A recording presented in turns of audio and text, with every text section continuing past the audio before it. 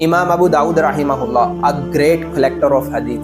وہ کہتے ہیں کہ میں ایک دن دریا کے کنارے بیٹھ کر کچھ احادیث لکھ رہا تھا، کچھ اسناد وغیرہ لکھ رہا تھا، تو اتنے میں ایک ملاح آیا، اور جب وہ میرے قریب پہنچا and he sneezed and said الحمدللہ،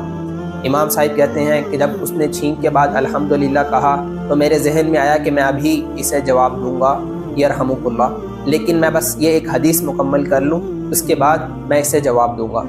تو کہتے ہیں کہ جب میں نے وہ حدیث مکمل کی اور جواب دینے کے لیے سر اٹھایا تو وہ ملاح، وہ سیلر جا چکا تھا اور میں اسے دور دریا میں دیکھ سکتا تھا۔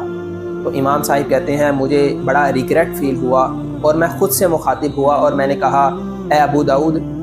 تیرا اتنی احادیث لکھنے کا کیا فائدہ اگر تو نے اس پر عمل ہی نہیں کرنا۔ کہتے ہیں کہ اسی ریگریٹ کے اندر میں نے ایک دوسرا کشتی والا ہائر کیا اور اسے 3 درہم دیے اور اسے کہا کہ مجھے اس کشتی والے کے پاس لے چل، اور جب امام صاحب اس کشتی والے کے پاس پہنچے تو انہوں نے اس کی چھینک کا جواب دیا یرحمک اللہ، اور اس کے بعد واپس آ گئے۔ امام صاحب کہتے ہیں کہ جب میں اس رات سویا تو مجھے خواب آئی، اور اس خواب میں مجھے ایک آواز دی گئی، اور وہ آواز یہ تھی یا ابا داؤد لقد اشتریت الجنت ب3 دراہم،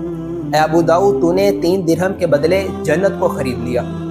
کون سے 3 درہم؟ وہ 3 درہم جو انہوں نے اس کشتی والے کو دیے تھے وہ دوسرے کشتی والے کے پاس جانے کے لیے۔ سو نیکی چھوٹی ہو یا بڑی ہو اس پر عمل کرنے کی کوشش کی جائے، نہ جانے کون سا عمل اللہ کے ہاں مقبول ہو جائے۔